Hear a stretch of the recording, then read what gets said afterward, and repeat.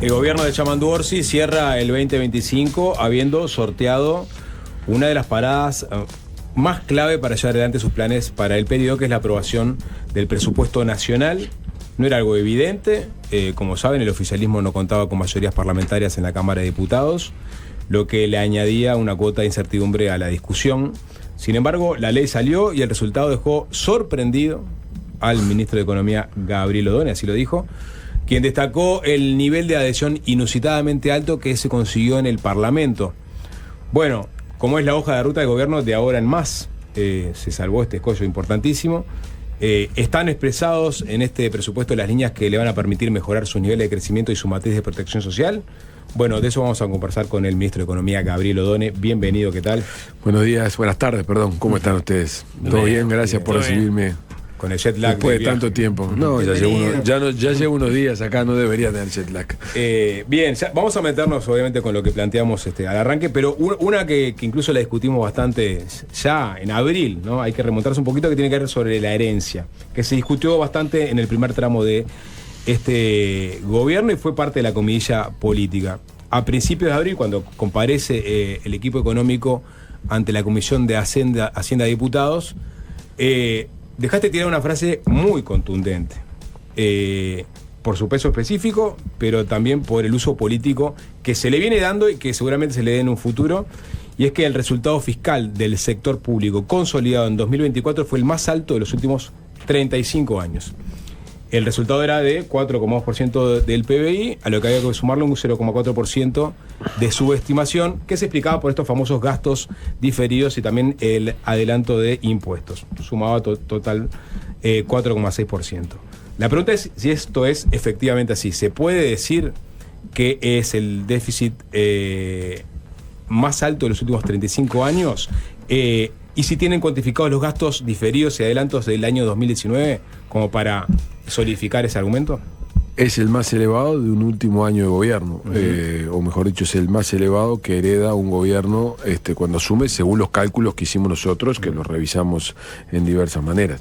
Después estará la discusión de cuáles de esos diferimientos son prácticas habituales y cuándo no, pero lo que nosotros establecimos como diagnóstico es que había habido un conjunto de decisiones de envergadura que habían tenido relevancia en el impacto del desvío que finalmente había tenido lugar. Eso tiene que ver con adelantos de pagos tributarios por parte de las empresas públicas, tenía que ver con diferimientos en ACE, tenía que ver con la no materialización o no cumplimiento de algunos términos establecidos en contratos, todas cosas que podían encontrarse una justificación, pero la estimación, o sea, para nosotros lo más importante fue que la sorpresa fiscal con la que nos encontramos fue importante. Yo hago la pregunta porque no es, digamos, no es algo liviano tirar que, discursivamente y políticamente, decir que es el déficit más alto de los últimos 35 años, aunque sea en periodo de transición de un gobierno a otro.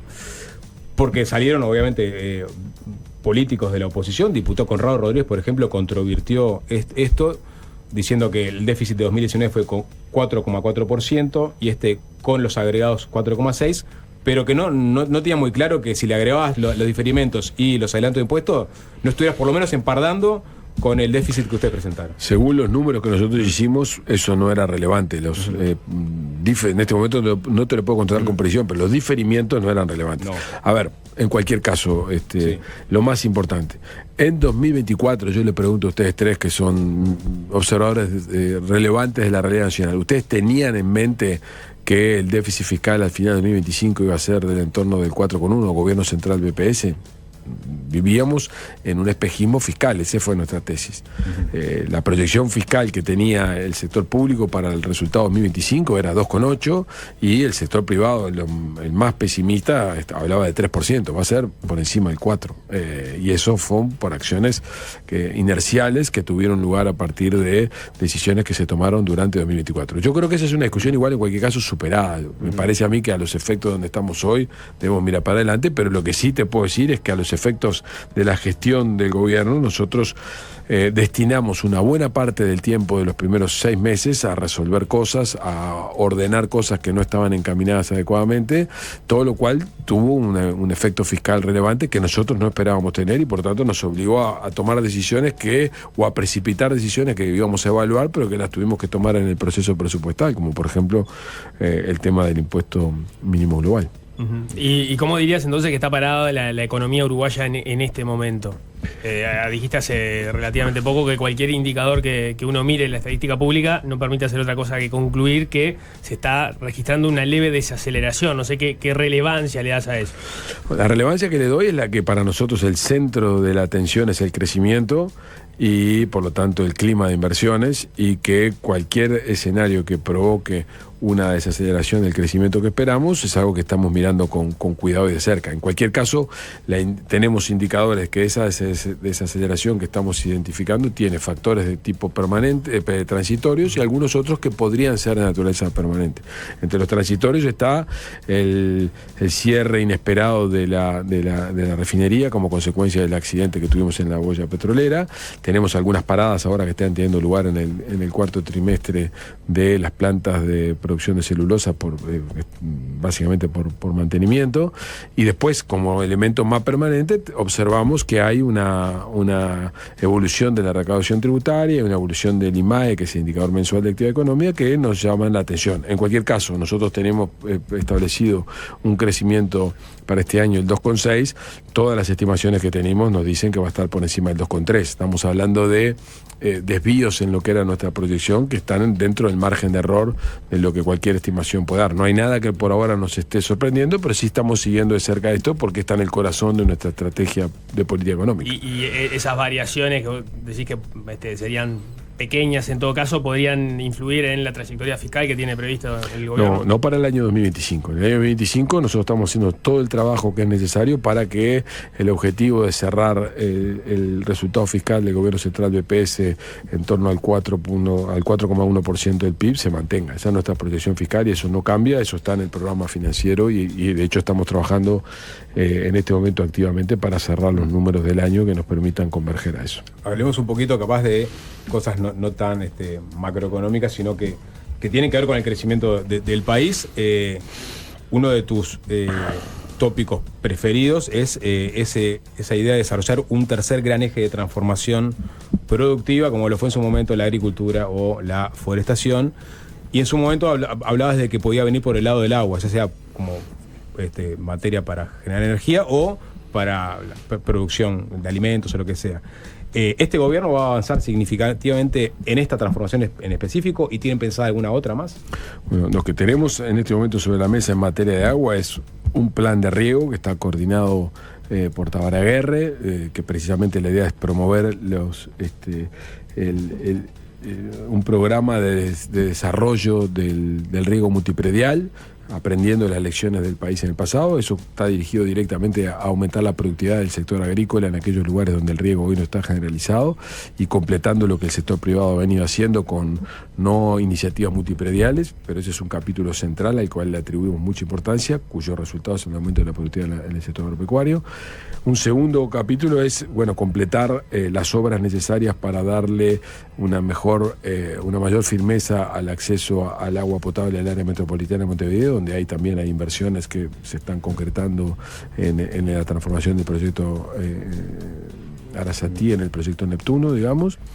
Está la continuidad de los programas que tienen que ver con saneamiento, pero luego está toda la discusión para poder darle crecimiento a lo que estamos atrayendo inversión en materia energética. Tenemos varios proyectos en data centers y varios proyectos en la producción de energía donde el suministro de agua y el acceso de agua son relevantes, y en eso estamos trabajando justamente con el cuidado necesario para poder disponibilizar esa agua, pero al mismo tiempo con el cuidado del respeto a la normativa medioambiental. Así que ahí están los focos en los que estamos trabajando con agua. Yo diría que agua y energía son dos capítulos que atraviesan transversalmente una serie de inversiones que estamos en condiciones de captar, tanto para mejorar la producción agropecuaria como para poder generar inversiones en en producción de energía y en, por ejemplo, data centers. En ese sentido, ¿qué es lo que hay más o menos seguro en la cabeza del gobierno respecto a la captación de inversiones? Bueno, tenemos varias cosas. En este momento tenemos un data center en proceso de desarrollo y te diría que estamos con 3 o 4 proyectos que están siendo evaluados en su localización, en su impacto en la necesidad o la demanda de energía eléctrica, en sus efectos colaterales, por ejemplo, en el consumo de agua y cosas por el estilo. Eso hay 4 proyectos concretamente que se están evaluando. Luego tenemos los proyectos que están vinculados a energía, típicamente los proyectos de hidrógeno verde, donde se está avanzando en diversos frentes, en el frente energético, en el frente de la localización, en el frente de los permisos ambientales. Está la discusión de su ubicación, que en principio está establecida donde está, pero que tenemos, como ha sido establecido públicamente, algunas observaciones o objeciones en Argentina, donde estamos trabajando, pero ese es un capítulo central de inversión. Y después tenemos una constelación de proyectos, algunos que tienen que ver con producción, derivados de producción de madera, otros que tienen que ver con la producción agrícola a partir de cereales, donde la captación de inversión de Uruguay está teniendo hoy una oportunidad a partir del tratamiento arancelario diferencial que Uruguay tiene con otras localizaciones.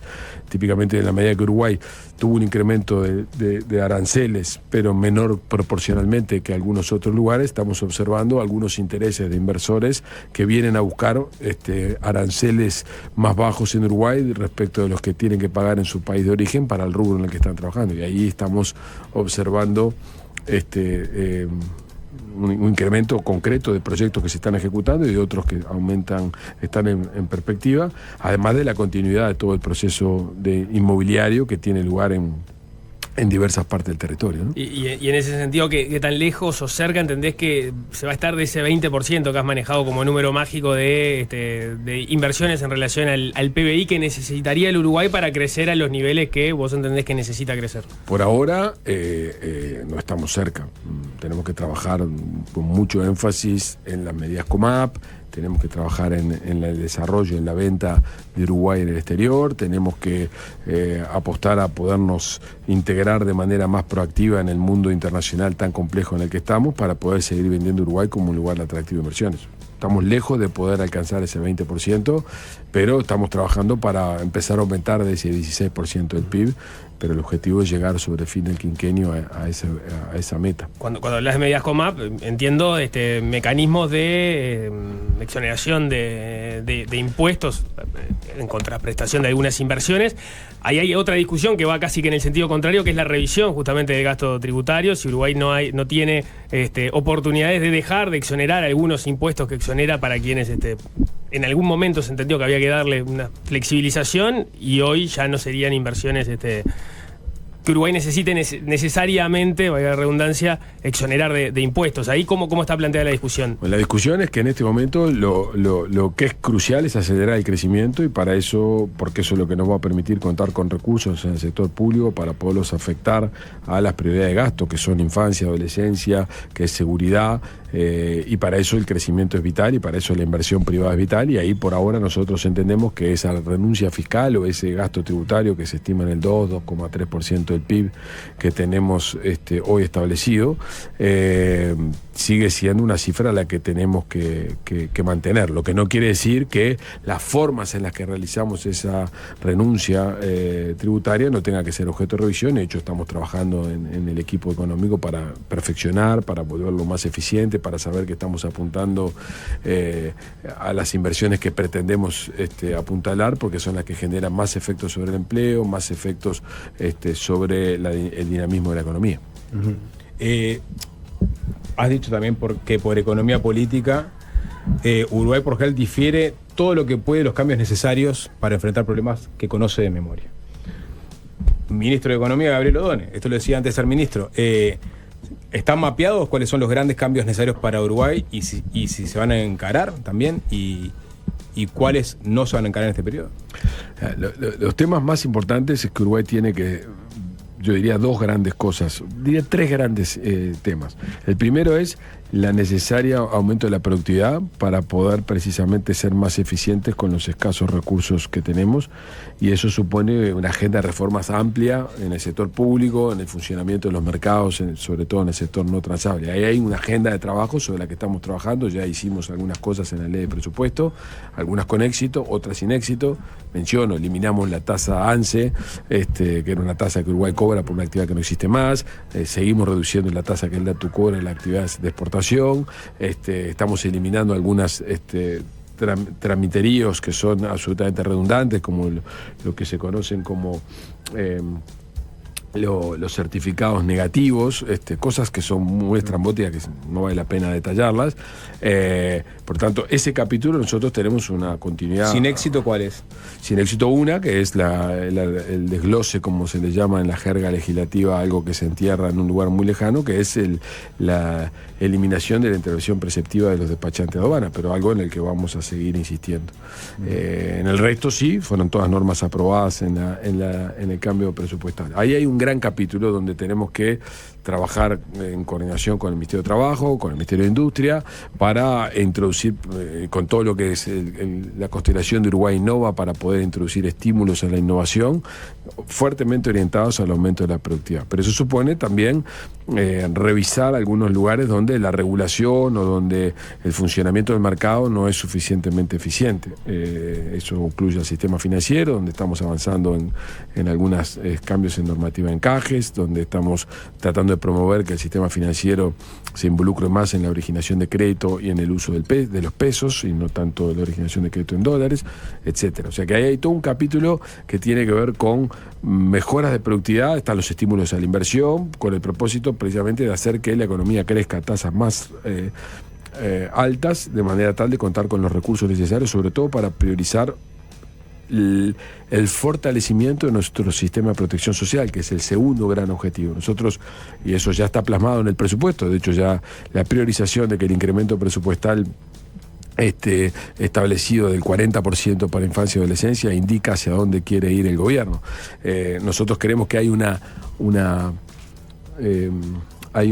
matriz de protección social que es muy potente para aquellas personas que están integradas de manera permanente o casi permanente al mercado laboral formal, pero que hay un grueso de personas que son los hogares vulnerables, que diría yo que son algo más de 700.000 personas en Uruguay, que están desprotegidas, a las cuales hay que protegerlas, dándoles más oportunidades de empleo, facilitándoles su capacitación y su calificación para poder insertarse en el mercado laboral, facilitando el sistema de cuidados para aquellos hogares en los cuales las madres son la jefa de hogar y no tienen oportunidad de salir a trabajar. Bueno, ahí hay todo un capítulo de iniciativas que el presupuesto aprobó y que ahora tenemos el desafío de ejecutar a través del MIDES, a través del Ministerio de Salud Pública, etcétera, precisamente para hacer que esa protección social permita a esas personas aprovechar oportunidades que el mercado laboral puede estar dando. Y el tercer punto es el tema de la seguridad, que es donde está el reclamo más importante de la población en términos de su demanda, donde estamos apuntalando con recursos al Ministerio de Interior con el propósito de que ejecute su plan de seguridad nacional, y por otro lado nosotros poder permitirle al Ministerio del Interior precisamente tener abordajes alternativos a cómo ha sido hasta ahora, donde hay una complejidad muy importante. Esos son los tres ejes que son cruciales para algo que es fundamental para dos cosas. Una es para nuestro modelo de convivencia, que yo creo que en este mundo en el que estamos es altamente valorado. Basta salir a Uruguay, reunirse fuera de Uruguay para darse cuenta que nuestro modelo de convivencia sigue siendo un factor diferencial. Y ese modelo de convivencia es un modelo de convivencia intenso en un rol del Estado en el cual tanto la orientación de políticas públicas como los estímulos a la inversión, como en la protección de los derechos básicos de las personas, entre los cuales la seguridad es uno clave, tenemos que reforzarlo. Es interesante que te metas con seguridad, porque a veces cuando vemos la seguridad y el Ministerio de Economía, no tendemos en el discurso público a asociarlo tan linealmente. A veces queda como, bueno, dígame cuánta plata le puedo poner a la seguridad o no. ¿Y cuál es tu visión sobre la seguridad? Porque no hay un tema interesante ahí, es que el gasto en seguridad viene aumentando, ¿no?, constantemente, no así los resultados en materia de seguridad. ¿Hay ineficiencia en cómo gastamos la plata en seguridad, por ejemplo? Yo quiero ser muy cuidadoso porque voy a opinar en este momento como un simple observador de la realidad, estoy lejos de ser un experto, pero lo que personas que me merecen confianza y que conocen del tema me han ido enseñando es: Uruguay, como en muchos aspectos, tiene una institucionalidad y un conjunto de herramientas que están puestas a disposición para atacar el problema de seguridad, que están obsoletas para los desafíos que la sociedad enfrenta hoy. Por ejemplo, prestarle atención a esa tasa de abandono elevada que tiene secundaria y que genera, que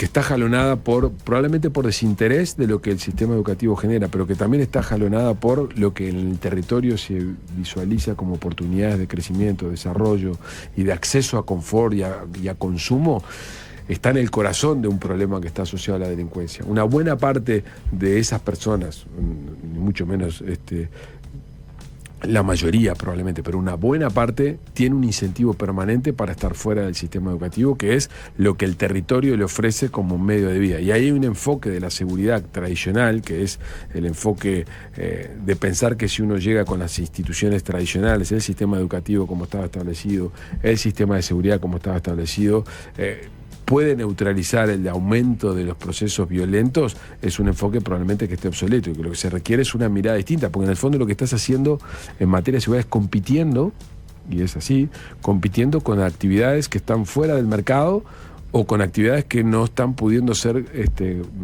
controladas por un deber principal del Estado, que es precisamente garantizar la seguridad. Entonces, la forma en la que el delito o en la que ni siquiera el delito de alto valor o de alto volumen, sino el microdelito está tomando forma, es una creciente adhesión de personas como consecuencia de una institucionalidad que no está preparada o tiene herramientas antiguas para enfrentar el problema. Entonces, pero ahí entonces es bastante desalentador lo que presentas. No, porque este diagnóstico está muy bien planteado. Sí, claro. Y como hay un conjunto de lineamientos que el gobierno está llevando adelante, que están inspirados en la necesidad de combinar la represión con los temas vinculados a el acceso a empleo, el acceso a la permanencia en el sistema educativo, por eso las becas que estamos... Por eso te digo, porque tenés una deserción importante en educación media, que es lo que es el problema endémico que tiene Uruguay. Tenés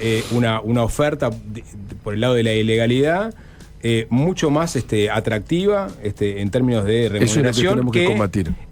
¿Pero vos lo podés combatir con unas becas? No, absolutamente. ¿Lo podés combatir con un profesor, digamos, inspirador o falta mucho más que eso? Mucho más que eso. Lo que falta es la generación de empleos de calidad, la generación de un efecto de demostración de que el camino de pertenecer al funcionamiento de la economía en su funcionamiento normal genera una relación, si vos querés, riesgo-retorno mucho más equilibrada que la que hoy está, que es absolutamente asimétrica, porque el riesgo en el que incurro, verdad que es alto, pero en realidad el beneficio que puedo obtener es muy alto y por tanto yo incurro en riesgo. Esa relación riesgo-retorno hay que cambiarla. ¿Cómo? Con políticas de empleo activas, con políticas de capacitación y de sistema de cuidados que el gobierno está desarrollando y que está promoviendo el sistema en el proceso presupuestal, que le deben dar a lo que ocurre en el territorio otras alternativas para que esas personas que hoy están fácilmente o que son sensibles a ser capturadas por este tipo de operaciones tengan menos camino. Y yo digo, y acá creo que tenemos una cuestión de humildad todos los uruguayos. No le hemos encontrado el problema. Un fenómeno que no es local, ¿no? Este fenómeno de, digamos, donde el Estado y los mercados tradicionales dejan de poder operar en el territorio, es un fenómeno que está presente no solamente en Uruguay, sino que en toda la región, e incluso fuera de la región. Basta que veamos cosas que ocurren en Europa, lo que Holanda o Suecia han declarado en relación al fenómeno del avance del crimen organizado. Yo creo que tenemos un desafío como sociedad y pensar en herramientas distintas para precisamente combatir estas actividades que dejan al Estado fuera de su capacidad de control y a su vez dejan a los mercados sin darle capacidad de oportunidades para que estas personas se inserten. Esa es la forma que hay que concebir el problema, con instrumentos que estamos aprendiendo sobre el camino. Pero yo creo que en esto en Uruguay hay una acumulación, hay gente que está trabajando en el Ministerio del Interior hoy, instrumentando el plan de desarrollo, que ha trabajado en esto de gobiernos anteriores y Y hay una visión justamente que no es ni la represiva ni la de la acción social pura. En eso creo que el plan que va a instrumentar o que va a poner sobre la mesa el Ministerio del Interior y que está consensuando con el sistema político contempla una aproximación de este tipo. Pero hay elementos cruciales donde hay que trabajar: cárceles, mercado de armas y fronteras. Esos 3 lugares son cruciales. Ahí es donde estamos también volcando recursos para poder, sobre todo en fronteras y cárceles, para poder de alguna manera circunscribir el problema. Pero te quería preguntar por las cárceles, ¿no? Porque me acuerdo, por ejemplo, vos mencionabas ahora cierta continuidad, ¿no? Diego Sanjurjo, que es una persona que viene del gobierno anterior, está trabajando en también, ha hecho mucho énfasis en una situación insostenible en las cárceles, ¿no? E incluso insostenible a nivel económico, ¿no? Se calcula más o menos $1.000 por preso, una cosa así. El tema es que cada vez son más los que van ante el 70% de reincidencia, los que agarrás, ¿no? Otros capaz que no los agarrás, pero vuelven a la misma rosca. En algún momento económicamente se vuelve insostenible eso. ¿Qué chance va a haber de que este gobierno en un momento haga una inversión fuerte en el sistema carcelario para cambiar esa lógica? La chance principal es que nosotros logremos efectivamente cerrar la situación fiscal, quiero decir, estabilizarla y ponerla en trayectoria sostenible, para lo cual el crecimiento es clave, y eso nos va a dar los recursos y la posibilidad de tener una estrategia creíble.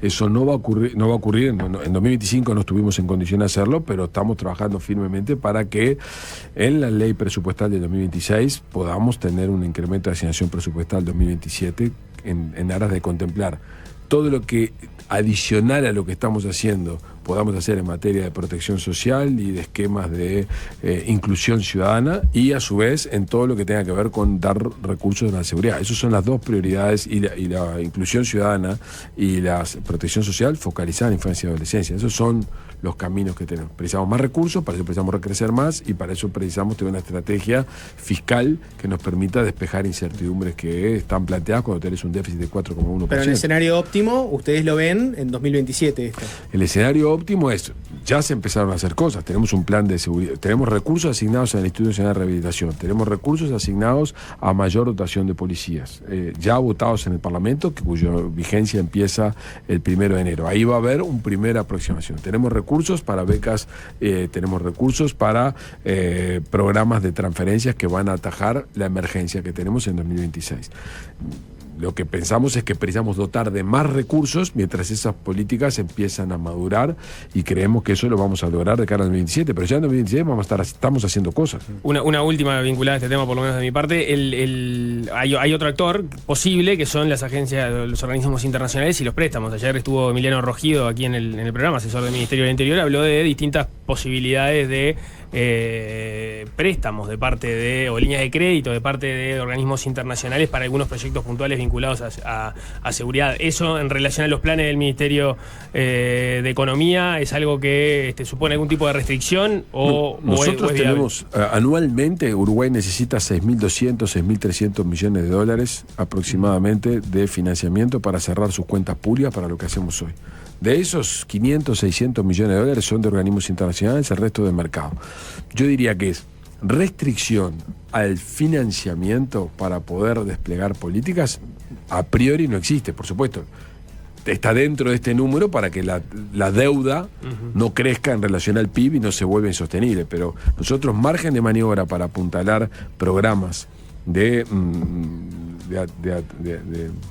para fortalecer el sistema de seguridad del país, tanto en cárceles como en la gestión operativa, eso está disponible. El punto clave es articular esos programas y el acceso al financiamiento estatal. Para el Ministerio de Economía eso no constituye una restricción, lo que constituye una restricción es que el monto global es de esa magnitud, 6.200, 6.300 millones por ahora.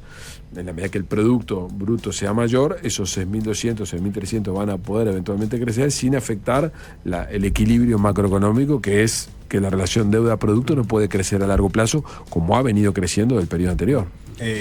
Al rescate de, digamos, esta espera a que se estabilice la economía, que el país empiece a crecer. Pero Beni, no es una espera, porque si no estás transmitiendo la señal, o yo, capaz que soy yo el que lo estoy transmitiendo, de que estamos en una suerte de esperar porque las cosas mejoren. Y eso no es así, porque el presupuesto, en el presupuesto que acaba de ser aprobado por el Parlamento, no solamente por los incrementos presupuestales que el Poder Ejecutivo modestos remitió, sino por las reasignaciones presupuestarias que los propios legisladores hicieron, la priorización o el reforzamiento a los temas de educación, a los temas vinculados a la infancia y adolescencia, comprendiendo todos los capítulos, y a los temas de seguridad, están súper presentes. Estamos en ejecución, estamos mejorando la asignación presupuestal para el 2026 y creemos que vamos a dar chance con más recursos a partir del 2027. Acá la clave es saber qué queremos hacer y cómo lo hacemos, y eso es lo que creo que está desplegando el Ministerio Interior y en su manera el Ministerio de Desarrollo Social. Iba a decirte igual, ¿no? Y vino también la educación tributaria, a decir del Ministerio de Economía. Pero viene al rescate, digamos, de esta escasez de recursos, si se quiere, el PIT-CNT, y les propone poner esta sobretasa al impuesto al patrimonio de las personas físicas de carácter anual, que alcanzaría unas 25.000 personas que poseen entre $1 millón y algo más de 1.000 millones de dólares, para justamente hacer un poco más de caja para desplegar estos proyectos que tiene este gobierno. Del Ministerio de Economía, el gobierno han visto no con buenos ojos esta propuesta. Ahora que está directamente no estamos de acuerdo. Bueno, exactamente, pero siempre, ahora que apareció el proyecto, digamos, y han aparecido sus interlocutores y que se suman, digamos, la mirada del CIMBE, por ejemplo, ¿siguen pensando que es un proyecto que puede afectar el clima de negocio del país? Mira, yo te diría lo siguiente. Las modificaciones tributarias que el gobierno ha puesto sobre la mesa y que han sido aprobadas por el Parlamento van exactamente en esa dirección. Hay tres grandes vertientes de los cambios tributarios que nosotros hemos promovido. En primer lugar, estábamos hablando de el gravamen a las multinacionales. Todas las compañías que facturen más de 750 millones de euros van a ser pasibles de pagar en territorio uruguayo el impuesto global, y era un dinero que se está pagando en el exterior que nosotros estamos retirando en Uruguay. Segundo, estamos por primera vez desde la reforma tributaria del 2007, introduciendo modificaciones tributarias que permiten gravar a todas las colocaciones financieras en el exterior todos sus rendimientos. Eso, tanto en la reforma del 2007 como en los cambios que se habían sido implementados en 2011, con gobierno del Frente Amplio, esta decisión que estamos tomando nosotros, o que ya tomamos nosotros, no había sido implementada. O sea que nosotros estamos yendo, y el tercer mecanismo es el aumento de la mejora de la recaudación, el aumento de la eficiencia. O sea que nosotros estamos, y de eso vamos a obtener aproximadamente 1.5, esa es nuestra estimación, anual de ajuste tributario, digamos, de incremento de recursos. ¿Y eso qué supone? Que es más dinero de lo que aparentemente se ha divulgado que esta iniciativa podía tener lugar. O sea que nosotros la primera respuesta que damos es este camino de introducir cambios tributarios que no afectan los impuestos sobre el trabajo, los impuestos sobre la renta de las empresas domésticas y sobre el consumo, es el camino que iniciamos en este periodo de gobierno y que pusimos en la mesa arriba del presupuesto y que va a recaudar más de lo que estas estimaciones dicen. Primer elemento. Segundo elemento, nosotros, la razón por la que creemos que adicionalmente no es conveniente introducir un cambio de este tipo es básicamente porque creemos que el ajuste fiscal que estamos haciendo es suficiente para estabilizar la relación del PIB, no precisamos más recursos, tenemos que despejar el debate tributario, no hay más debate tributario en este periodo por iniciativa del Poder Ejecutivo, que es el único que tiene iniciativa, salvo un evento sobreviviente grave, y sobre todo tomando en cuenta que una iniciativa de este tipo, que es bienvenida, que yo creo que es extraordinariamente positivo que Uruguay discuta este tipo de temas, esto es lo que se discute en el mundo, este es un debate que está teniendo lugar en Europa, es un debate que ha tenido lugar en Estados Unidos, es altamente bueno tenerlo, pero tenemos que ser conscientes que no se aplica en ningún lugar del mundo, que la probabilidad de que una aplicación parcial en un país hace que los recursos que se vayan a obtener sean un número muy difícil de estimar, porque si hay algo que tiene ese grupo al que está dirigido estos impuestos para moverse rápidamente en su localización tributaria es muy alta, y por tanto yo creo que es una buena iniciativa, es una buena discusión, requeriría de una coordinación entre países, como es el impuesto global, que al final del día sigue un esquema de este tipo. Cuando un conjunto de países lo emprenden, es un camino que se puede recorrer, pero que creo que el mundo está lejos de poder alcanzar eso. Pero espantaría, digamos, espantaría es una palabra muy, muy fuerte, pero digamos, desalentaría a extranjeros a obtener residencias fiscales en Uruguay de plano, y a los que ya la tienen a irse en un grado importante. Nuestra estimación es que, nuestra impresión es que seguramente, de hecho acabamos de pasar nosotros por los cambios que hemos introducido, que creemos que son más desafiantes que los que están propuestos en la iniciativa que plantea el PIT-CNT, y acabamos de pasar por una enorme revisión y una enorme cantidad de intercambios con asesores, con inversores que digamos, su primera reacción es: nos vamos de Uruguay. Digamos. Nosotros creo que eso lo hemos logrado estabilizar porque hemos hecho un diseño muy consistente, pero que un agregado de este tipo lo que sí arriesgaría es a una salida de recursos y de inversiones en Uruguay, que tienen efectos dinámicos muy importantes, porque muchas de estas personas residen en Uruguay, consumen en Uruguay, pero toman decisiones de inversión en Uruguay. Por tanto, Uruguay compite a nivel global precisamente siendo un país atractivo para la residencia fiscal y para la atracción de inversiones. Esa es la estrategia nuestra. Los cambios que hemos instrumentado van en la dirección que la propuesta del PIT-CNT quiere hacer, pero de una manera que recauda más, según nuestra visión, y a su vez con capacidad de evitar riesgos adicionales de fugas de este tipo de inversiones. Y por lo tanto, la iniciativa, mi mensaje más importante es: el gobierno no tiene iniciativas tributarias adicionales en este periodo de gobierno, salvo ante una circunstancia sobreviniente absolutamente extraordinaria. Y por tanto, es muy bienvenido el debate, es una muy buena cosa que esté sobre la mesa, pero no va a formar parte de una iniciativa del Poder Ejecutivo. Hacer ruido, no, más que sea una buena idea, ¿no? Hacer ruido político al interno de la fuerza de gobierno. La discusión política de cuál es la motivación que lleva a los impulsores y cuál es la motivación que lleva a quienes se han sumado a esta decisión es una discusión que yo no la voy a valorar como ministro de Economía. Yo diría que, pero es una discusión que en Europa tiene lugar y que no tendría ningún sentido silenciarla o evitarla si hay gente que efectivamente lo hace. ¿Cuál es la diferencia? Que me parece que eso es importante. En muchos de los lugares donde esta iniciativa está puesta sobre la mesa, está hecha por fuerzas políticas de izquierda que no integran los gobiernos. Mélenchon en Francia, en su momento Podemos en España.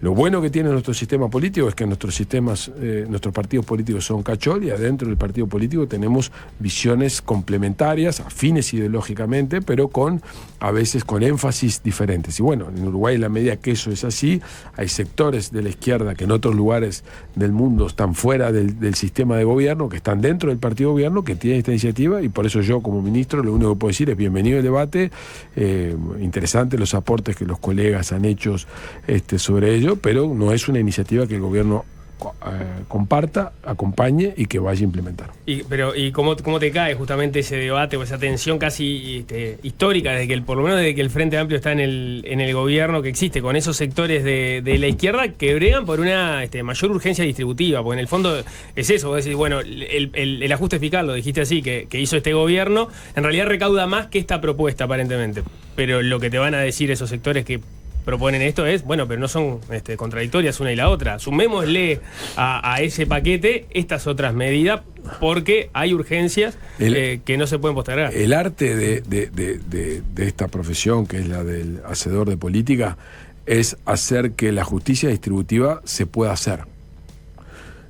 Está lleno de iniciativas o de agendas políticas muy bien intencionadas en el mundo, y aquí cerca, aquí enfrente, que cuando vos no sabés equilibrar tu énfasis distributivo con tu necesidad de generar recursos para que lo que tengas algo que distribuir no está suficientemente equilibrado, te podés quedar con un conjunto de ideas que son en la práctica o en el discurso atractivas, pero que en la realidad terminan en un gran fracaso económico. Yo diría que digamos, lo que hemos visto en algunos últimos años en países de la región al respecto es ilustrativo al respecto. Entonces yo creo que el arte de la política distributiva, que es el fin último de la responsabilidad principal de un gobierno de izquierda, que es precisamente hacer que los recursos que el país genera se distribuyan de manera equitativa, es hacer que eso ocurra, y hacer que eso ocurra supone encontrar un equilibrio muy delicado, muy fino, entre hacer que la economía crezca, que haya recursos, que haya generación de empleo, que no haya fuga de capitales, y al mismo tiempo, porque eso es lo que me va a permitir distribuir. El otro camino es un camino en el cual, en la teoría debería funcionar, pero cuyos efectos dinámicos no conozco, y por lo tanto es probable, es posible, mejor dicho, que esos recursos que yo tendría para distribuir no se materialicen nunca, y por lo tanto lo que tenga es una rebaja generalizada de la plata que tengo para distribuir, y por tanto un efecto nulo o incluso eventualmente negativo sobre el objetivo original. Entonces esa es nuestra aproximación, encontrar ese equilibrio, porque la responsabilidad de la política económica es generar recursos para que la población tenga niveles de bienestar y de acceso al confort importantes de la manera más justo posible. Nosotros creemos que la aproximación que estamos haciendo es la más correcta, creemos que la propuesta de los compañeros no está en el centro de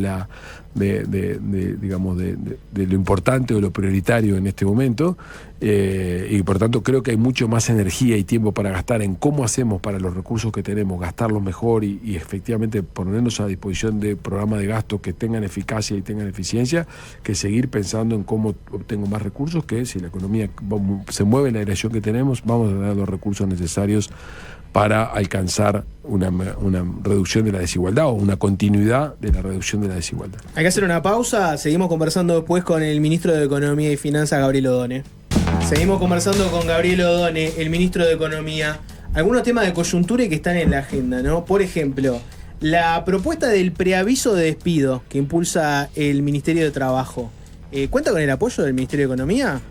Bueno, en realidad te diría que no se trata se trata simplemente de unas apreciaciones que el subsecretario de Trabajo y después el ministro de Trabajo realizaron en relación a un tema que está en la agenda con la OIT, y que por tanto entiendo que va a ser presentado al Poder Ejecutivo y que el Poder Ejecutivo evaluará y eventualmente considerará cómo lo tratan. En principio yo no he tenido oportunidad de discutir, ni de conversar, ni de informarme sobre la iniciativa, los fundamentos. A partir de lo que ha sido este planteo, sí me he estado asesorando con algunas colegas que entienden de temas de mercado laboral, sobre experiencias en otros lugares. Efectivamente estas experiencias existen, son bilaterales, no son unilaterales, o sea que el preaviso le corresponde a las dos partes, al empleado y al empleador, con efectos que en algunos casos son negativos, porque si el preaviso es muy anterior, termina generando un desincentivo al trabajo en los meses o en el periodo, en el tiempo que eso transcurre, con otros casos que eso no ha sido así. O sea que la evidencia comparada no es concluyente. Y pero por tanto, esa frase de complicar los despidos es complicar la contratación. ¿Es correcta esa frase? Complicar los despidos es complicar la contratación. Yo creo que la intervención del Estado para regular la actividad económica y por lo tanto velar por la seguridad del empleo es algo totalmente legítimo, forma parte de lo que es los acuerdos institucionales que el mundo occidental tiene establecidos, en muchos casos promovidos por la socialdemocracia, en Uruguay promovidos por el vallismo, y creo que es un camino correcto.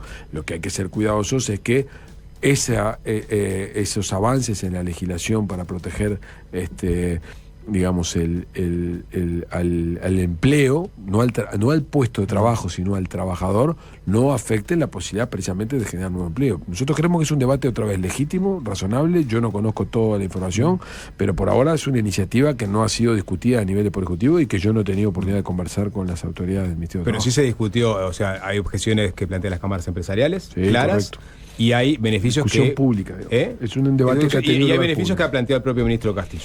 O sea, ¿en qué lado está Odone? El lado que cuando tenga más claridad respecto a lo que el ministro Castillo propone, para poderlo discutir con él y para poderlo discutir a nivel del seno del Poder Ejecutivo, y que el presidente de la República también entienda esta iniciativa, es el momento en el que me someteré. No descarto que sea una idea impracticable, confieso que al no haberla discutido no tengo elementos más que para decir esta. ¿Pero puede hacer ruido en el clima de inversiones, por ejemplo, esta discusión? Si no se maneja adecuadamente y no se comunicacionalmente, sí lo puede hacer, pero en realidad, a fuerza de ser justos, todas las iniciativas que van hacia protección de derechos pueden hacer ruido, y eso no nos debe impedir considerarlas, discutirlas y eventualmente implementarlas con fundamento.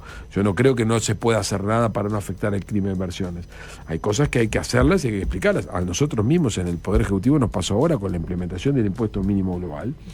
Tuvimos ruido de todo tipo con la Cámara de Zonas Francas, con usuarios de Zonas Francas, y nosotros, si bien entendíamos que ese era un riesgo en el que incurríamos, y los legisladores de la oposición nos lo hicieron notar, nosotros decidimos avanzar igual porque entendíamos que era necesario, lo explicamos. Y en esto es lo mismo. La razón por la que genera ruido no es lo que nos debe impedir discutirlo, considerarlo y evaluarlo. Lo que tengo que entenderlo mejor. Ya que mencionaste el impuesto mínimo global, ¿en qué está el trabajo del Ministerio en relación a su aplicación? Era algo que ya, por su propia forma de aplicación, es 18 meses después de ser aprobado, pero entiendo que hay mucho que trabajar para que le quede claro a todos cómo va a terminar funcionando. No te haces una idea del trabajo que está dando esto en estas horas en el Ministerio de Economía y Finanzas, porque hay que escribir toda la reglamentación, que es crucial, esa reglamentación, para las empresas afectadas por esto, para el tratamiento contable y de las previsiones que tienen que hacer y de los temas de cumplimiento que tienen que hacer en las matrices, producto de cómo va a ser, cómo es el detalle de aplicación. O sea que en este momento el equipo de la Seguridad Tributaria, liderado por Álvaro Romano, está trabajando de manera muy intensa precisamente para tener finalizada la reglamentación lo antes posible, porque el impuesto, te acordás que rige a partir del primero, tiene vigencia en el ejercicio 2025, así que esto tiene que estar disponible, la reglamentación, de manera muy rápida. Ahora Yo vi primeros borradores de cómo sigue eso, es muy complejo. Una pregunta. Pero estamos llegando a concluirlo. Ahí parte de la discusión estaba, bueno, si algunas empresas se sienten afectadas en la medida de que tienen tratados con el Uruguay o eventualmente están dentro de zonas francas, podían accionar contra el Estado uruguayo. Ustedes desde el Ministerio se han enfocado en decir, bueno, esto va a ser neutro para las empresas, con lo cual no tienen ninguna afectación. Parte de lo que dijeron desde la Cámara de Zonas Francas es, ojo, porque de repente es neutro en el razonamiento que hace el Ministerio, pero no es neutro, por ejemplo, en la forma contable, porque implica que determinadas operaciones tenga que abrir una oficina para tratar los impuestos acá, que no lo tenía, y eso me puedo sentir afectado y entonces puedo accionar, porque a mí me cambiaron las reglas de juego en definitiva. A ver, si tú lees con detenimiento lo que es la norma aprobada en el Parlamento, lo que establece es que toda compañía que tenga un amparo por un régimen de tratamiento sobre inversiones preexistente a esto, va a ser mantenido el compromiso que el país tiene. Es decir, que por ejemplo, las empresas en zonas francas no quedarían contempladas. No, por supuesto que están contempladas. Están todas contempladas, pero si hubiera una empresa que no está siendo alcanzada por el impuesto mínimo global hoy, porque su jurisdicción, su matriz no está en la jurisdicción, pero que la implementación de este impuesto aparece, esa empresa, ¿qué es lo que tendría que ocurrir? Si no hubiéramos diseñado lo que diseñamos, una demanda, porque estábamos incumpliendo el acuerdo anterior, y nosotros tener que, de alguna manera, en algún momento, frente a un litigio, compensar, porque tendría razones la empresa. Por eso nosotros... No, esas quedan afuera. Solo logramos tratar. Ahora, aquellas empresas que ya lo están pagando van a tener van a tener dos tipos de cosas. En primer lugar, van a tener aspectos de cumplimiento y aspectos de organización contable que son diferentes a los que tienen hoy, pero que en algunos casos, por lo que hemos hablado con varias compañías, es conveniente para ellos, porque el hecho de que en lugar de tener que consolidar en la matriz, ya tengan hechos el pago en impuesto acá, y lo que consolidan en la matriz es el certificado, les facilita la operación. Pero ¿qué pasa con las que no les sea conveniente o eventualmente no les interesa? No hay forma, si tu casa matriz o alguna filial de tu compañía está establecida en un país que está adherido al impuesto global, es mandatorio para esa compañía pagar el impuesto. Así está establecido. No hay forma que no lo paguen. Por lo tanto, si no lo pagan en Uruguay, lo van a pagar en otro lado. La pregunta es, ¿eso las va a llevar a deslocalizarse? Yo entiendo a pensar que la mayoría no, el 100% de las compañías que están instaladas en Uruguay están instaladas en Uruguay porque hay razones de fundamentos sólidos por los cuales están instalados. No se van a ir por eso, y yo lo he hablado diría que una buena parte del tiempo dedicado durante la discusión presupuestal lo dedicamos a hablar explicarle a los asesores tributarios, no solamente locales, sino externos, sobre el diseño, y no he tenido ningún caso que me haya, y mira que hemos tenido conversaciones complejas y duras, que me digan nosotros con esto nos vamos, porque ese impuesto lo van a estar pagando igual. Ahora, que eso va a tener un costo de adaptación durante el año 2026 y 2027, que va a hacer que contable... sí, por supuesto. Ese es un costo que van a incorporar, no hay duda que es así. Y el gobierno uruguayo está dispuesto a colaborar para que esos costos sean los menos posibles o los menos complejos para las compañías. De hecho, tenemos mecanismos previstos para eso. Pero eso es parte de lo que empieza a ocurrir cuando este sistema se lance. Bien. Te llevo a otra empresa extranjera, Cardama se llama.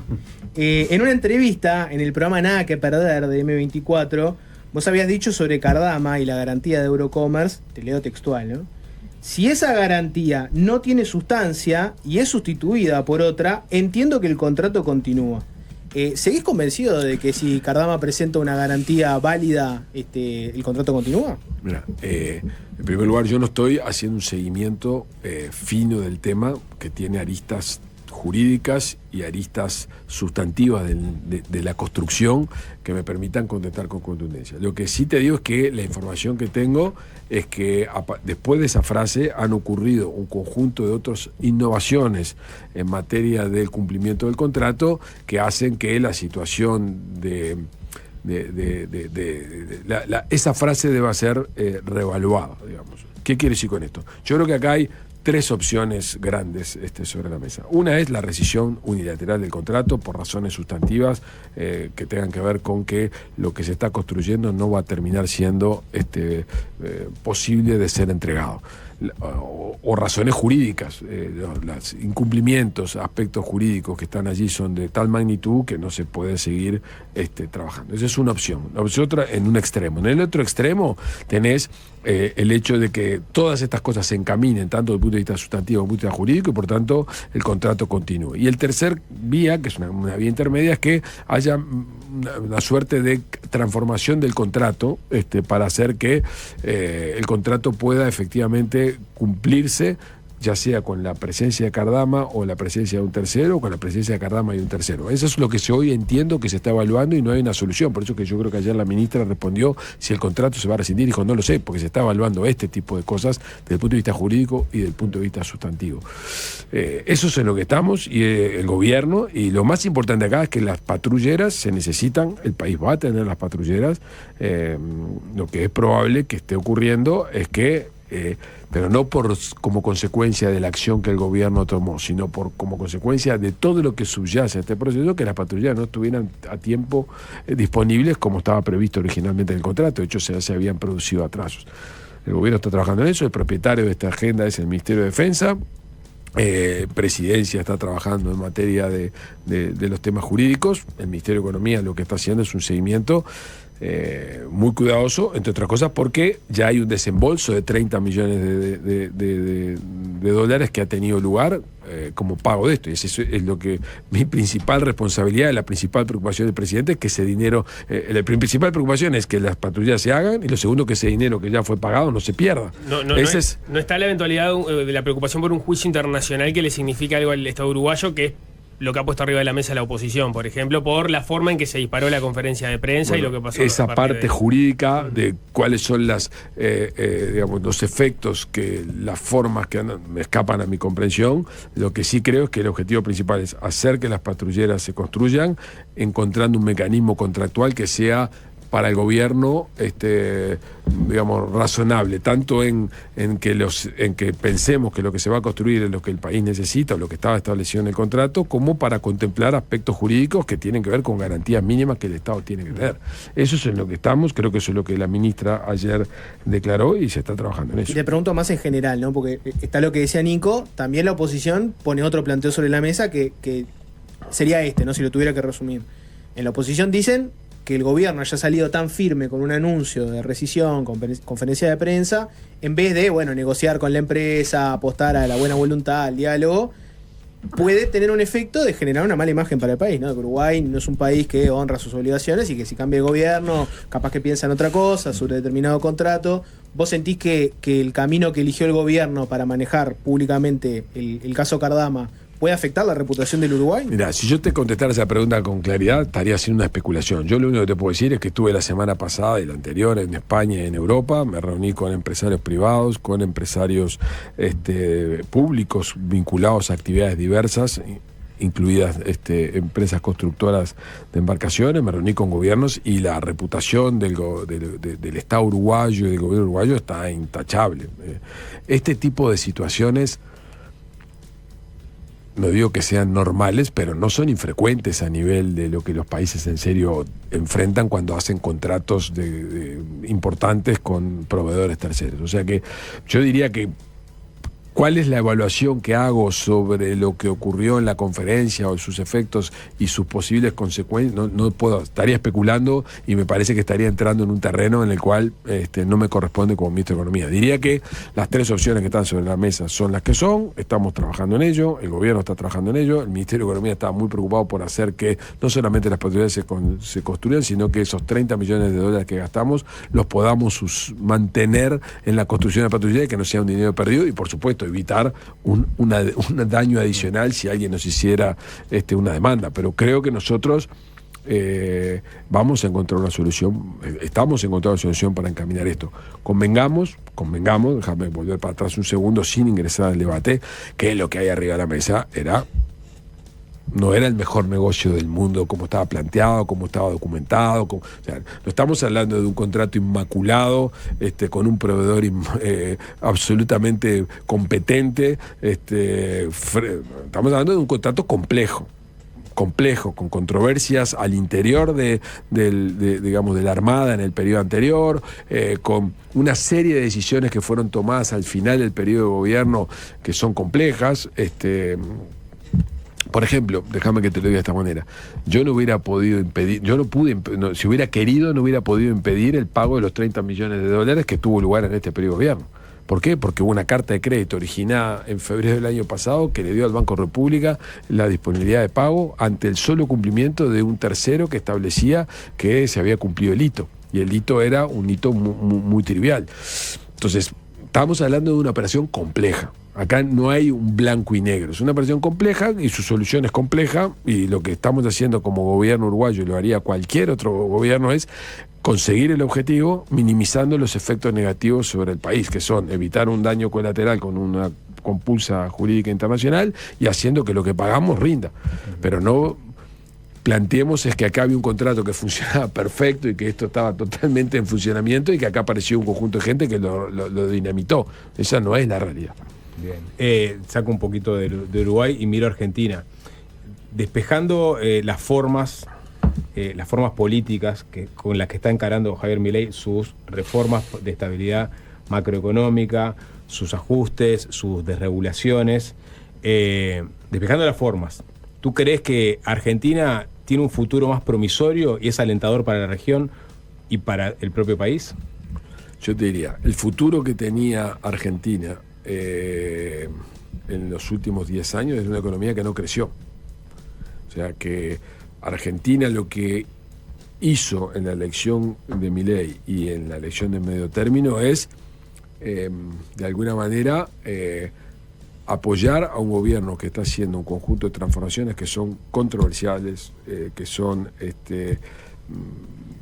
difíciles de sostener que van a llegar a buen puerto, pero que cambian el eje de las prioridades y de los énfasis que estaban puestos por el periodo anterior, por el periodo anterior o por los tres periodos anteriores que habían conducido una economía a estar en un estancamiento e incluso una declinación del Producto Bruto Interno.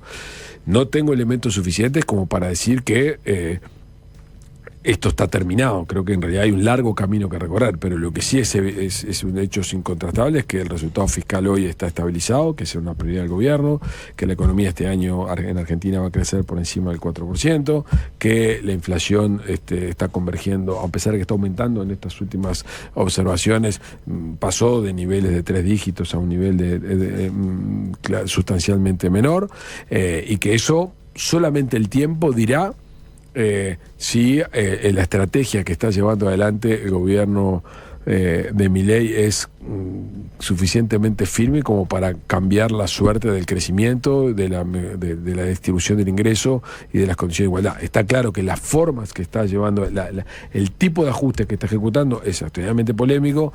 No es algo que yo deba evaluar si estoy de acuerdo o no estoy de acuerdo. Es claramente una orientación que no es la que mi gobierno tiene y la que yo tengo para ejecutar políticas públicas. Pero también es cierto una cosa: el mandato que recibió el gobierno de Milei no tiene nada que ver con el mandato que reciben los gobiernos en Uruguay, entre otras cosas porque las circunstancias heredadas eran otras. Entonces yo diría lo macro se estabilizó en relación a la situación preexistente. Desde el punto de vista de los efectos colaterales que esto tuvo, hay una alta polémica sobre si efectivamente la población más vulnerable se perjudicó o se benefició. Creo que no es en muchos casos claro decir que hay un deterioro sustancial, porque la rebaja de la inflación es sustancial para personas que no están protegidas por un esquema sindical, pero lo que me parece muy importante es que Argentina logre trazar los elementos de sostenibilidad, de crecimiento, y eso no es solamente estabilizar financieramente la economía, sino que es todo el capítulo de atracción de inversiones, estímulo de la inversión, institucionalidad, que es el que creo que cualquier gobierno en Argentina estaría cometiendo. De hecho, tenemos 2 reformas propuestas sobre la mesa: la del empleo, la tributaria, que habrá que ver qué contenido tienen, aunque se conocen algunas orientaciones, que es lo que el gobierno electo por la población y ratificado en alguna medida por la elección de medio término, la población estableció como el camino decidido. Y el episodio de recostarse explícitamente en Estados Unidos a cambio de un apoyo político y económico, ¿cómo puede afectar a la región? Yo diría que es un escenario. Estamos en un mundo, estamos aprendiendo todos los días, porque lo que estamos asistiendo en el mundo hoy no tiene punto de comparación con lo que observamos en los últimos 70 años y mucho menos en lo que pasó en los últimos 20 años. O sea, los vínculos bilaterales o las relaciones de amistad por razones geopolíticas o políticas hoy parecen dominar muchas decisiones gubernamentales en diversas partes del mundo. Y por lo tanto lo que tenemos es un socio del Mercosur que por distintas razones de afinidad o de relacionamiento está teniendo un acercamiento importante con Estados Unidos, que todavía no conocemos cuál es el alcance preciso de ese acercamiento, pero que es evidente por lo que han declarado las 2 partes que va a ocurrir, y eso al Mercosur le plantea un escenario distinto. El año que viene el tratado con la eventual firma del tratado con la Unión Europea es muy importante, porque da lugar a un Mercosur con tratado que sin tratado, y este escenario de los países encontrando caminos propios también es un escenario diferente. O sea que vamos a tener un 2026 con mucha innovación en cómo nos movemos, sobre todo un pequeño país como Uruguay abierto al mundo, en ese escenario geopolítico más complejo. Ya que nos quedan los últimos minutos, vamos a sacarnos de arriba las más importantes. Yo me saco la más importante que tenía anotada. Me da miedo eso, porque si todas de ahora no fueron importantes. No, esta es más importante que todas las anteriores. Quedó la famosa frase de nací para esto. La famosa frase de nací para esto. No es una frase de la que me sienta contento, ¿no? porque suena muy petulante. Quiero decir. El tema es que le habías agarrado el gusto, haber pasado del sector privado al público, te diste cuenta, me gusta hacer esto, me encontré a mí mismo en esta Eso sigue siendo así, pero de ahí nací para esto suena que cómo no me descubrieron antes, ¿no? Es una cosa que me parece medio. Yo me siento muy contento. Jimi Hendrix en el 65.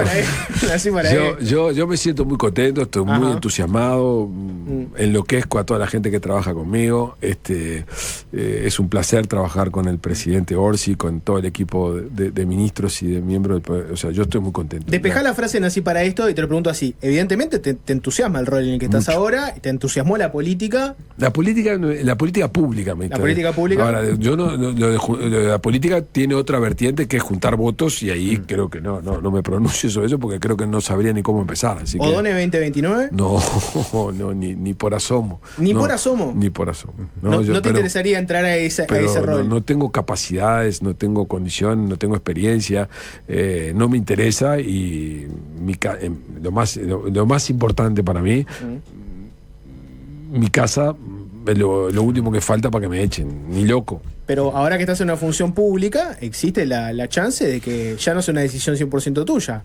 Llama el Pacha Sánchez, llama Blanca Rodríguez, llama el que sea y te dice, mira, Gabriel, nadie va a llamar, te necesitamos. No te preocupes. ¿Qué pasa si te llama el maestro? ¿Qué haces? No, nadie va a llamar y es un escenario que creo que no es buena cosa que nadie hable de 2029, pero yo te digo que te no. Está lanzando Jorge, ¿sabes? No, yo creo que se bajó, lo quise lanzar y se bajó. Una más, porque fue una mini controversia en el gobierno pasado, ¿no? En este momento, ¿sos ministro de Hacienda o de Economía? Soy ministro de Economía.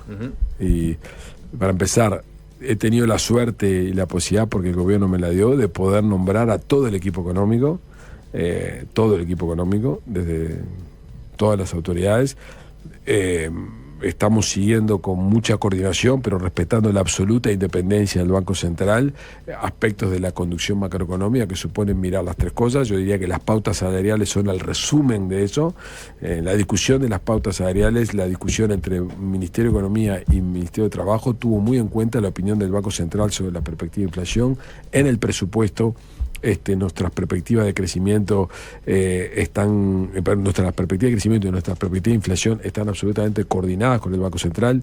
No nos va a pasar a nosotros tener que decir que una sorpresa inflacionaria fue la explicación del desvío fiscal, porque es una explicación típica de que alguien que no estuvo mirando el conjunto del globo, y las pautas salariales demuestran claramente que nosotros hemos alineado y hemos logrado, además, gracias a lo que el equipo de la asesoría macro trabajó fervientemente junto con su secretario, lograr que las pautas salariales, no solamente a nivel del sector privado, sino del sector público, contemplen el escenario inflacionario. Yo me permití traer acá un par de números que soy muy malo para citar, pero en materia laboral, en materia de lo que son los acuerdos laborales, tenemos un porcentaje muy importante de acuerdos salariales que están dentro de lo que es los lineamientos que fueron establecidos por el gobierno. Un 74% de los acuerdos están siendo alcanzados dentro de los lineamientos que el gobierno, un 84% de los acuerdos están siendo alcanzados dentro del lineamiento que estableció el gobierno, y además más del 70% de los convenios han sido cerrados dentro de los que se lanzaron. O sea que efectivamente estamos mirando toda la cancha, estamos mirando la política monetaria, mirando quiere decir coordinando con el Banco Central a partir de lo que son las restricciones que el Banco Central nos introduce, dadas sus acciones de política monetaria para perseguir un objetivo de inflación, y tomando eso como un dato. Estamos coordinando con el Ministerio de Trabajo para poder hacer que las pautas salariales que se están implementando estén alineadas a la estrategia inflacionaria. Estamos promoviendo reformas microeconómicas orientadas a la competitividad y a la innovación, que precisamente pretenden levantar aspectos vinculados a la competitividad. Estamos mirando el conjunto de iniciativas y estamos prestándole muchísima atención a lo más importante, que es generar las condiciones de recursos para atender las demandas más acuciantes en materia de protección social, en materia de atención a la infancia, atención a la salud. O sea que la mirada de la política económica no hay plata, sino hay poca plata y la tendremos de asignar en aquellos lugares donde más se necesita. Pero buena mirada, 180 grados. La última de mi parte. ¿Cómo te cae? Y muy contento, disculpame un segundo, muy contento con lo que vos empezaste diciendo, Sapo, que es, y la palabra no sé si sorprendido, pero el apoyo presupuestal que hemos tenido de parte del Parlamento es el presupuesto con más votos desde la recuperación democrática en todos los presupuestos. Eso lo ha sido señalado estos días por algunos analistas, y es un gobierno que no tiene mayoría parlamentaria. O sea que en algún sentido, más allá de que la oposición, por supuesto, que no votó los recursos, y la oposición no le gusta que camisete tampoco el gobierno con esto. ¿Perdón? A la oposición tampoco le gusta que el gobierno camisetee con esto. Pero a ver, ¿cómo no voy a camisetear? Yo que vendo cuando salgo afuera digo dos cosas. Los mercados le acaban de comprar la emisión más grande en títulos nominales, en una moneda, en pesos nominales, en una moneda que es poco profunda, y por tanto hay una suerte de revalidación de que la estrategia fiscal que está contenida implícitamente en el presupuesto es razonable, es defendible. Y por otro lado, el Parlamento tiene una votación muy importante, la más importante desde el 85 a la fecha en términos de respaldo a un proyecto presupuestal, y eso es un hecho indiscutible. Eso significa que hay un compromiso político detrás del presupuesto que armó el Poder Ejecutivo. No, eso significa dos cosas: que en Uruguay, a pesar de lo que debemos repetir, el sistema político dialoga, porque el mérito de haber conseguido ese apoyo a nivel parlamentario está lejos de ser creo yo, del ministro de Economía. Es un mérito de la coordinación que los legisladores hicieron, coordinados por fuerzas políticas que están representadas allí, con la oposición. Y ahí hay una negociación legítima, razonable, que dio lugar a un presupuesto con el que el gobierno se siente satisfecho, pero que tiene un alto respaldo. Eso es una cosa que cuando uno sale al exterior y dice, tengo un presupuesto por 5 años, cuando en Francia, en Estados Unidos, en España, por citar algunos países, no hay presupuesto para un año. Yo tengo votado para 5 años un presupuesto con un porcentaje de adhesión extraordinario del sistema político. Eso es un activo del cual todos tenemos que estar contentos, no solamente el gobierno, sino también la oposición, que logró establecer los acuerdos e incidir como para votarlo, y eso es una fortaleza. Y sobre eso, ¿cómo te caen los elogios de la oposición, que a veces son... por ejemplo, se cita cómo fue el trabajo en la Comisión de Presupuesto Integrada con Hacienda cada vez que fue el Ministerio, y a veces vienen con segunda y dicen, bueno, aquí mismo lo conversamos con Graciela Bianchi, hay que blindar a Odone, porque el de fondo está, Odone casi que podría ser un ministro nuestro. Yo creo que en eso hay mucha picardía política, lo cual está muy bien. Yo no podría ser un ministro de la coalición republicana, porque yo soy un frente amplista y soy una persona que adhiere al Frente Amplio. Lo que no quiere decir que mi forma de trabajar no genere a veces algunos rechazos de otro lado, pero eso por ahora, cuando el momento político indique que Odone va a hacerlo, y está bien y es legítimo, es parte del juego. A mí ni me los creo, porque creo que son circunstanciales, aunque algunos puedan ser genuinos, y otros son estrictamente tácticos, digamos. Entonces, para mí es como, a mí lo que me importa es que el presidente y la presidencia me respalde, y que mis compañeros ministros piensen que, bueno, que hay alguien trabajando haciendo el máximo esfuerzo. Eso es lo que más me motiva, y que los compañeros legisladores con los que me ha tocado discutir con todo mi equipo mucho tiempo comprendan, porque no fue fácil. A ver, la asignación presupuestal fue modesta y no fue fácil explicar por qué fue así, y sin embargo lo logramos sin mayor ruido. Los despachantes de aduanas no lo entendieron. Bueno. Los despachantes de aduanas demuestra que en Uruguay está lleno de gente que dice que las cosas deben cambiar, pero cuando vos propones una reforma concreta, dices, está perfecto, me encanta, pero no empieces por mí, empezá por allá. Te digo que en estos 6 meses... se tocó un nervio también a nivel del Parlamento. Yo creo que se tocó un nervio a nivel de un grupo de interés que tiene total legitimidad y que tiene todo el derecho a plantear, a defender sus derechos, pero que muestra que el sistema político todavía es sensible a la capacidad de diálogo que tiene con algunos grupos organizados. Pero bueno, yo creo que eso a la larga lo vamos a ir modificando, porque estoy convencido que tengo razón, y estoy convencido que los legisladores de la oposición en particular, que tienen una visión liberal de asignación de recursos, de que no hay razón alguna para que haya ninguna actividad que sea mandatoria legal que exista. Ese es el punto central. O sea, yo creo que los despachantes agregan mucho valor. De hecho, he tenido experiencias en mi vida privada con la intervención despachante, y mucho valor, pero eso no requiere que sea obligatorio, porque yo creo que el eliminar la obligatoriedad, y más de la forma gradual que lo pensamos hacer nosotros, en ningún caso va a hacer que la actividad desaparezca. Imagínense que todos los profesionales o todos los prestadores de servicio en Uruguay consiguieran una ley que dijera que la intervención de esa función fuera preceptiva por mandato legal. Es como un poco raro. Bien, Gabriel Odone, ministro de Economía, muchas gracias. Muchas gracias por la invitación. Hasta la vuelta.